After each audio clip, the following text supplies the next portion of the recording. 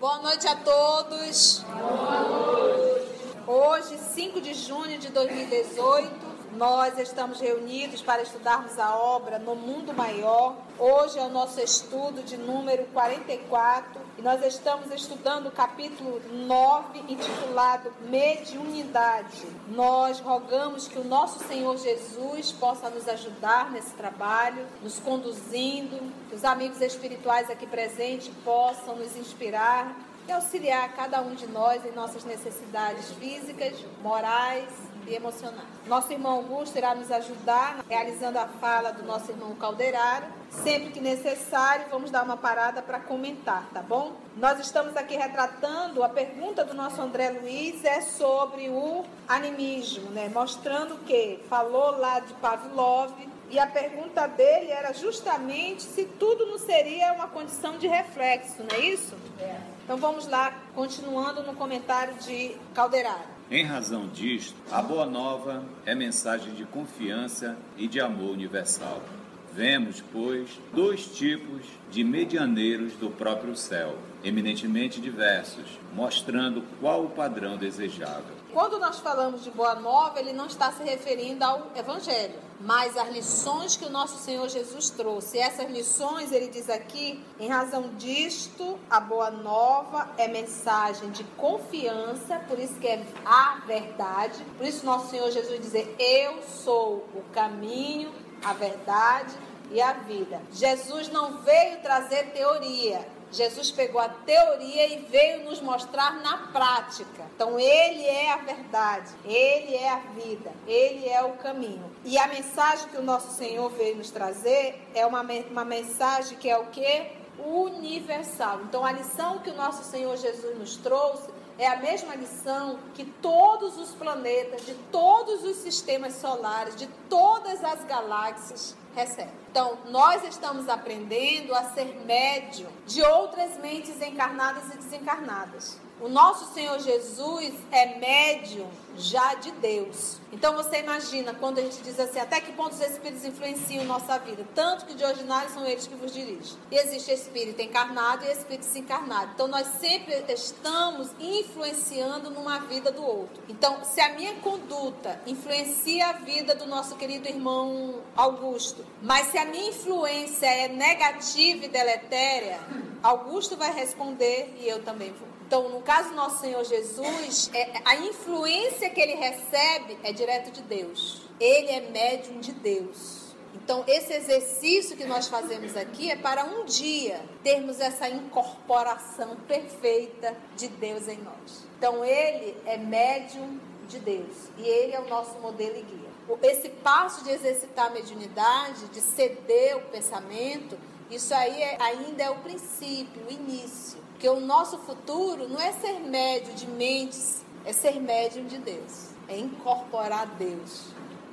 refletindo Deus. Então, quando ele fala, em razão disto, a Boa Nova é mensagem de confiança e de amor universal. No mediunismo comum, portanto, o colaborador servirá com a matéria mental que lhe é própria, sofrendo-lhe as imprecisões naturais diante da investigação terrestre. E, após adaptar-se aos imperativos mais nobres da renúncia pessoal, edificará, não de improviso, mas à custa de trabalho incessante, o templo interior de serviço, no qual reconhecerá a superioridade do programa divino acima de seus caprichos humanos.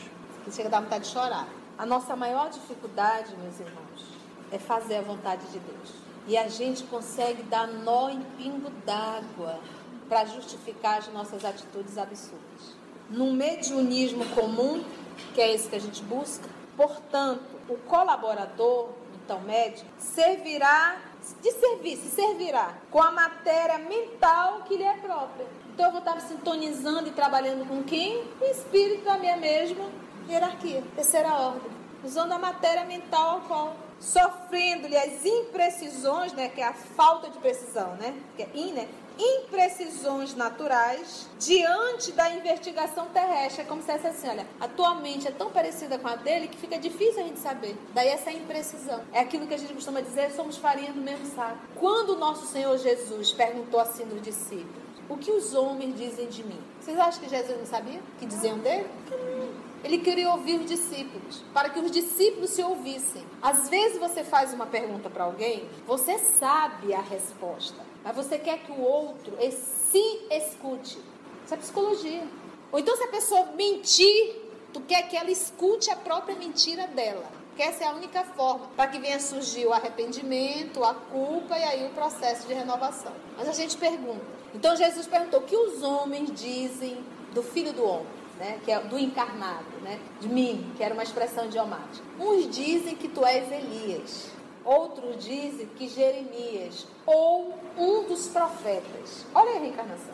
E Jesus devolve e diz assim, e vós, o que dizes de mim? Aí pula Pedro e diz, tu és o Filho de Deus vivo. Jesus olha para ele e diz, bem-aventurado és, Pedro, filho de Jonas, porque não é a carne e nem o sangue que te revela, mas o meu Pai que está nos céus. Pedro estava sendo inspirado por quem nesse momento? Não foi a carne nem o sangue. Então não é da tua cabecinha, não foi da tua máquina cerebral que tu tiraste disso. Tu foi inspirado pelo céu nesse momento para te dar essa resposta. Quando Jesus começa a retratar tudo que ele iria passar, Pedro se revolta e diz, como tu queres que eu acredite num Pai justo? Jesus olha para ele e diz, cala-te, Pedro, pois agora tu falas como um filho das trevas.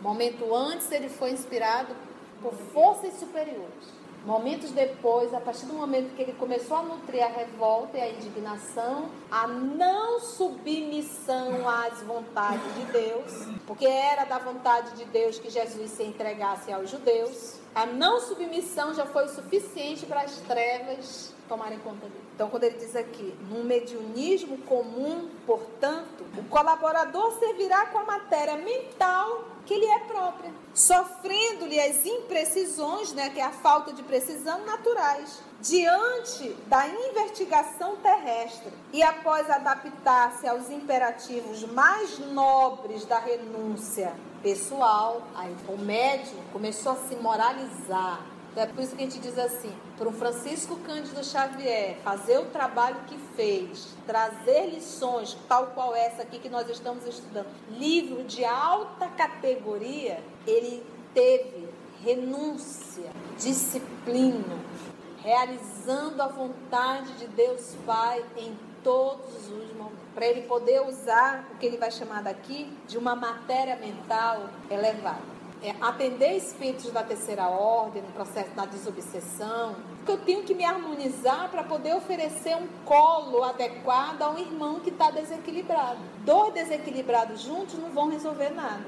E eu tenho que verdadeiramente atender um irmão e não ficar apenas colocando para fora as minhas neuroses.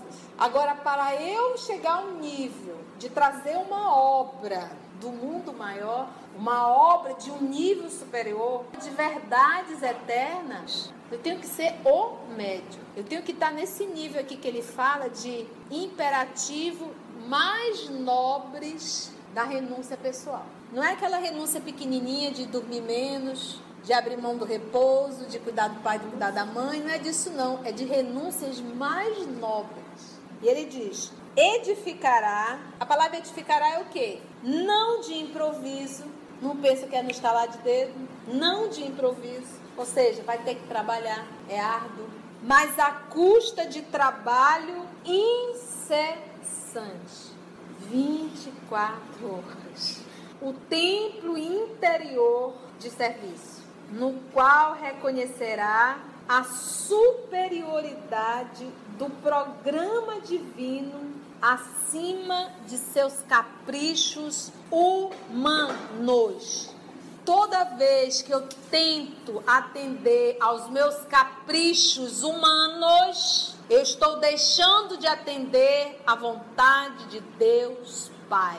É claro isso. Precisa pensar muito não para entender isso. Atingida essa realização, estará preparado para sintonizar-se com o maior número de desencarnados e encarnados, oferecendo-lhes, como a ponte benfeitora, oportunidade de se encontrarem uns com os outros, na posição evolutiva em que permaneçam, por meio de entendimentos construtivos. Depois de todo esse trabalho realizado, estará preparado para começar a sintonizar-se com o maior número de desencarnados e encarnados, oferecendo-lhes, como a ponte benfeitora, oportunidade de se encontrarem uns com os outros, na posição evolutiva em que permaneçam. Então, para um Chico se encontrar com Emmanuel, isso quer dizer que a posição evolutiva é o quê? Comparar, ou até maior, entendeu? Vocês entendem por que a titia é chata quando fala? Quem é o médium? Quem é o médium? E vou repetir, leiam as obras psicografadas por Francisco Cândido Xavier. Leiam as obras básicas de Allan Kardec. Chico Xavier foram 450 obras. Meus irmãos, isso tem obra para estudar 4, 5, 6, 7 séculos. A gente não vai, talvez, conseguir finalizar a série André Luiz. Não sei se eu vou conseguir nessa encarnação, eu vou estar velhinha. Falta quantas ainda? São 14, né? Eu levo 2, 3 anos cada obra.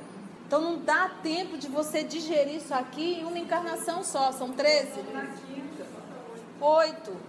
Coloca aí 16, quase 30 anos a gente vai levar. Quando a gente faz essa continha, aí a gente diz, gente, tá faltando pouco tempo. Então você já começa a perceber, não vai dar tempo. Então se eu sei que tem muitas informações divinas e que o tempo é curto e que eu sei que a fonte é limpa, eu não vou perder tempo lendo o que eu não tenho certeza. Então não é fanatismo, é a fala do nosso querido irmão Camille Flammarion. É bom senso. E nós estamos estudando aqui, nós estamos vendo. Então, para eu ter certeza do que eu estou estudando, aquilo é a verdade, quem psicografou tem que ser um médium íntegro, moralizado. É comum achar isso num planeta de provas e expiações? Quando tem a notícia mundial. Então é lógica, eu uso a lógica. Eu não idolatro o nosso Chico, respeito muito. E uso a lógica. Por tudo que eu estou estudando, nós sabemos que a verdade não vem por uma boca suja. E se esse homem passou um século, trouxe 450 obras, gente, nunca se valoriza um profeta em sua terra. Está lá no Antigo Testamento. E com Chico não foi diferente. Bora lá. Devo dizer-te que não cogitamos aqui de faculdades acidentais, que aparecem e desaparecem entre candidatos ao serviço, sem espírito de ordem e de disciplina, verdadeiros balões de ensaio para os voos do porvir. Vocês estão vendo isso aqui? Teve um transe mediúnico, deu uma incorporada, aí foi para a reunião mediúnica, ficou alguns anos, depois desapareceu. Ele chama isso de balões de ensaio. Mas que não tem disciplina, não tem compromisso. E quando a gente fala em compromisso, gente, é compromisso moral. É compromisso moral. Sou médium, vou me dedicar, quero me aperfeiçoar. E a primeira coisa que eu tenho que fazer é me moralizar. Está no esforço diário em relação a sexo, em relação à alimentação, em relação à conduta, em relação a tudo. Esse é disciplinado. Quem que quer pagar esse preço? Você vê o irmão dentro da casa espírita, irmão, bom dia. Você encontra a criatura no forró bodó, seja lá o que, totalmente rasgado, aí você fica... E às vezes nem precisa ir, basta olhar a rede social. Aí tu olha assim, tu arruma um óculos assim para ver se tu tá lendo correto. E aí? É verdade? Bora lá. Referimos-nos à mediunidade aceita pelo cooperador, imobilizável em qualquer situação para o bem geral. Comentando atividades e tarefas, devemos salientar os padrões que lhe digam respeito, e este é o característico da instrumentalidade espiritual nas esferas superiores.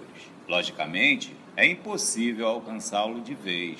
Toda obra impõe começo. Olha que bonito. Então ele disse assim, olha, tudo isso que eu falei não foi pro balão de ensaio não, que é essa criatura que vai, incorpora, 2, 3 meses, um aninho de mediunidade, daqui a pouco desaparece, não quer mais ser espírito, isso é balão de ensaio.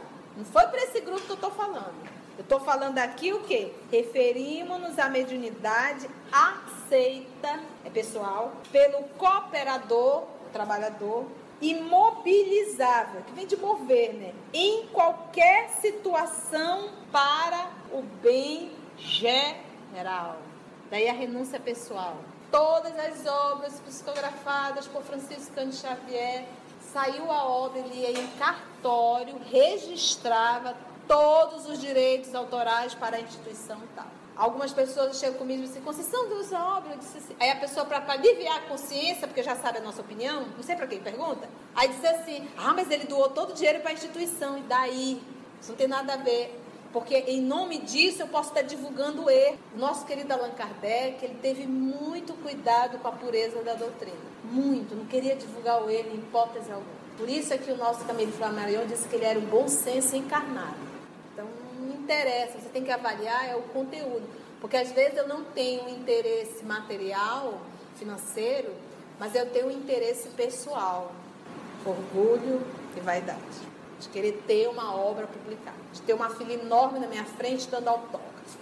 O que menos o espiritismo precisa são de livros novos. A gente precisa estudar os livros da codificação que são e serão sempre atuais. Por quê? Porque o que tem lá dentro são revelações divinas. E quando se fala de revelação divina, nós estamos falando de leis imutáveis. As lições que o nosso Senhor Jesus trouxe não vão e não irão ultrapassar nunca. As lições que vieram com a terceira revelação não serão nunca ultrapassadas. Sempre é um nível de acrescentar. Acrescentar por quê? Porque nós não temos condições espirituais e morais de recebermos todas as informações. Por isso é que é dado a cada época. E são quase 2000 anos de uma para a outra. Nós estamos falando de 160 anos de espiritismo e já estamos dizendo que as obras de Allan Kardec estão ultrapassadas.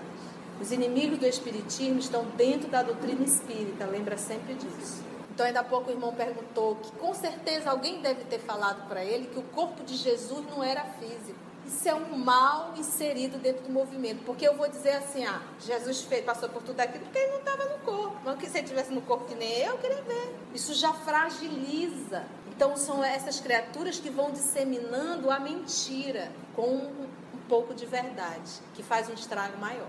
Então, nós temos que estar muito atentos para isso, muito. Vocês viram o que fizeram com o cristianismo. Até o ano 300 e um pouquinho, os cristãos entravam nas arenas cantando. Quando decidiram transformar o cristianismo em religião, vocês viram a deturpação do cristianismo. Acabou. As lições do nosso Senhor Jesus, eles conseguiram destruir. Jesus, prevendo isso, no momento exato, mandou quem? O Consolador, para relembrar tudo que eu vos falei. Então tem o livre-arbítrio. E aí, vai fazer a mesma coisa com a doutrina? E lembrem sempre disso. Os inimigos não estão fora, estão dentro. Eles se infiltram. É assim que as trevas agem. Eles acreditam que estão fazendo o trabalho do bem, mas não estão. Quase sempre são contra o estudo. Quando fala de Kardec, você fala em Kardec, eu já identifico. Tu vê que o mal se incomoda com o bem. Como é que pode ser mal alguém estudar Kardec dentro da doutrina espírita? Como é que pode a pessoa se incomodar por a pessoa estar estudando uma obra de Francisco Cândido Xavier? Como é que pode se incomodar com alguém que estuda 3 vezes na semana o espiritismo? E esse alguém que se incomoda é alguém que é espírita. Diz, sim, você vai estudar agora? Fiquem atentos. É assim. E você já identifica. Referimos-nos à mediunidade aceita pelo cooperador e mobilizável em qualquer situação para o bem geral. Comentando atividades e tarefas, devemos salientar os padrões que eles digam respeito, e este é o característico da instrumentalidade espiritual nas esferas superiores. Logicamente, é impossível alcançá-lo de vez. Toda obra impõe o quê? O que ele está querendo dizer aqui? Se de vez, ele não está querendo dizer rápido. Ele está querendo dizer que tem que ter um começo. Se não tiver um começo, não vai cair o pó do pirlim-pim-pim. Qual o pó do pirlim-pim-pim? A partir de hoje, a Conceição é um espírito renovado. A Conceição tem que impor-se o começo. E aí lembra do nosso querido irmão Emmanuel, como ele diz: A evolução coletiva é lenta, é muito lenta. Para você sentir a evolução do coletivo, isso é lento. Mas a individual é escolha. A individual não é lenta. Durante muito tempo nós ouvimos isso. Não, a evolução é lenta. Cada um está no seu tempo, a evolução é lenta. Não, senão onde está a vontade? Então, o coletivo é lento? É. A individual, não. É escolha. E para a nossa condição, ela deve ser uma imposição. Gente, nós sofremos porque nós nos distanciamos de Deus. Quanto mais distante eu fico de Deus, mais eu sofro. Quanto mais próximo de Deus, menos eu sofro. Eu estou querendo dizer o quê? A dor vai bater? Vai. Mas eu não me desespero com isso. Porque eu confio plenamente nele. Morre filho, morre filha, morre mãe, morre pai, uma perda financeira, seja lá o que for, um diagnóstico, olha, tu tem 3 meses de vida, por 3 meses não dá pra fazer um monte de coisa. Segura na mão de Deus e vai. Então não tem sofrimento, por quê? Porque essa pessoa confia, ela tá próxima, entendeu? Vamos lá mais um pouquinho? Como revelasse nos olhos a indomável comoção que se apossara de mim ante os conceitos ouvidos, o assistente modificou a inflexão da voz e tranquilizou-me. Ele já estava... Reportando-nos ainda ao Cristo, importa-nos reconhecer que o Mestre viveu insulado no monte divino da consciência, abrindo caminho aos vales humanos. Vamos comentar isso aí. O que é o Mestre Divino viver isolado? Lembra lá do livro Boa Nova? Quando nós vamos estudar o livro Boa Nova, o João, o evangelista, vai questionar Jesus sobre a religião dos essênios. Eram os essênios. Eram judeus que fundaram essa religião, né? Vamos dizer, essa doutrina. Então, uma das características deles era o quê? Se isolar. Eles se isolavam da sociedade. Ficavam estudando a Torá, isolados. Era uma característica de Jesus se isolar da sociedade? Não. Então, em verdade, o termo isolar está certo. Só o que nós temos que entender é a forma. Você está falando que Jesus é isolado no monte divino da consciência. É o terceiro cérebro, que é o que a gente não vai desenvolver. Jesus já vinha com ele desenvolvido de lá para cá. Vamos aprofundar mais isso aí. Então nós temos uma... Por isso que diz, onde tem fumaça tem fogo. Nós temos uma noção de que eu tenho que me isolar. A gente não carrega essa necessidade. Eu tenho que me isolar. E a gente sempre acha que esse isolar é sair de sociedade. Está limitado em um local onde você não tem contato com a encrenca de ninguém, com as tentações, com nada. Você fica ali só e orando e comendo pouco, né? Então, exatamente, essa necessidade é a fumaça. O que eu estou querendo dizer? Realmente isso deve ser feito, mas não desta forma. No caso dos essênios, eles eram uma tribo que levava muito a sério os ensinamentos de Moisés. E aí eles se isolaram porque eles romperam com o Sinédrio, porque eles queriam levar totalmente a risco o que estava escrito na Torá. Muitas vezes desviaram por questões políticas e pessoais deles. E o intuito deles era o quê? Encontrar Deus. E essa era a pergunta do nosso querido João Evangelista. E aí? O que eu tenho que fazer? Jesus dá um show. Então aqui ele vai falar que o Cristo vivia isolado no monte divino da consciência. Então é muito comum, eu saio de casa, estou com Cristo, orei, estou na boa, Jesus, amor, paz. Alguém me trancou na rua. E aí, onde está Jesus? Ou então você recebe aquela ligação que tu não suporta. E tu já, aonde está Jesus? Já foi. Então, esse isolar, esse monte divino da consciência, ele, apesar de conviver em sociedade, ele estava constantemente isolado com o Pai. Isolado por quê? Porque era só ele, 100% com o Pai. Daquele grupo não tinha ninguém que vibrasse do nível do nosso Senhor Jesus. Pensa na solidão.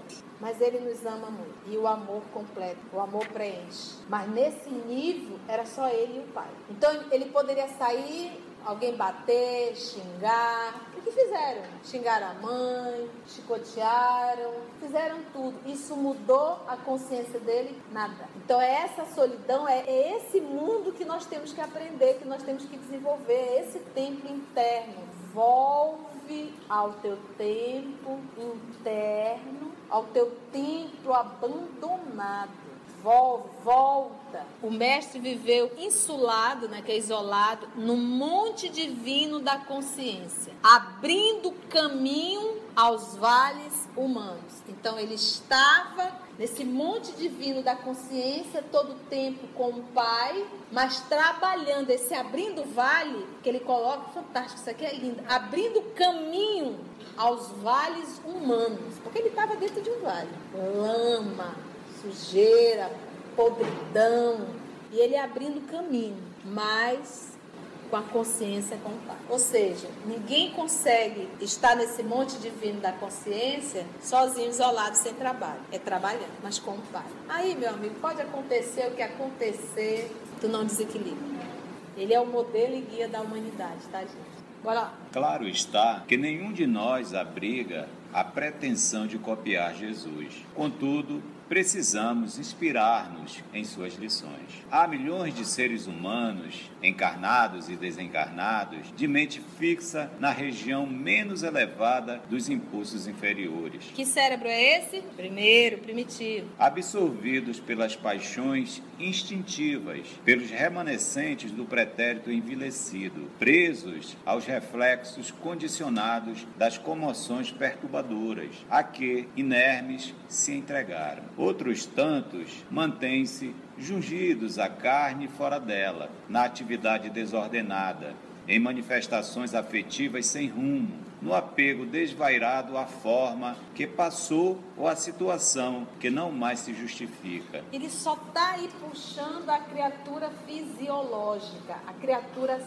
sensação, a criatura que perdeu o endereço de si própria, na condição de um espírito. É só chicotada. Há milhões de seres humanos, milhões, não é um e nem dois. Há milhões de seres humanos encarnados e desencarnados, de mente fixa na região menos elevada dos impulsos inferiores. Impulsos inferiores. Absorvidos pelas paixões instintivas, pelos remanescentes do pretérito, remanescentes do passado. Certo, primitivo? Do passado, porque o primitivo é o quê? Ele é o arquivo. Mente fixa na região menos elevada dos impulsos inferiores, absorvidos pelas paixões instintivas, pelos remanescentes do pretérito, envelhecido, sabe o que é? Desprezível. Essa é a fala. Presos aos reflexos condicionados das comoções perturbadoras, presos aos reflexos condicionados das comoções perturbadoras, a que, inermes, se entregam, sem fazer um movimento de esforço para sair daí. Acabou o casamento, se droga. Eu vou morrer. Desencarnou alguém querido, me leva junto. Ele diz, ele diz aqui, olha, presos aos reflexos condicionados das comoções perturbadoras, a que, inerme, sem se mexer, se entregaram, não faz uma força. Outros tantos mantêm-se jungidos, é o quê? A carne e fora dela, na atividade desordenada, em manifestações afetivas sem rumo, no apego desvairado à forma. Ele está falando de sexo. No apego desvairado, as palavras são fortes. A forma que passou ou a situação que não mais se justifica. Como eles são nobres, eles falam de forma muito nobre. E a gente tem até dificuldade para entender. Mas ele está falando dos desequilíbrios na área sexual. Nós não temos respeito pelo sexo. A função do sexo é procriar. Quando você se envolve sexualmente com uma pessoa, você passa a ter um compromisso espiritual com essa pessoa. E é sério, com respeito. E o propósito do sexo é procriar. Está lá no Livro dos Espíritos. Não é atender às minhas paixões. Só chicote. presos aos reflexos condicionados das comoções perturbadoras a que inermes se entregaram. Outros tantos mantêm-se jungidos, ligados, presos à carne e fora dela, na atividade desordenada e manifestações afetivas sem rumo, no apego desvarado à forma que passou ou a situação que não mais se justifica. Quantos espíritos encarnados já não têm mais a forma física, mas quer viver uma vida como se estivesse ainda na forma física? Eu acho tão lindo quando o soldado diz assim: Senhor, peça para ser julgado em Roma, peça para ir a César. Se eu quisesse, eu pediria a meu Pai, ele enviaria uma legião de anjos.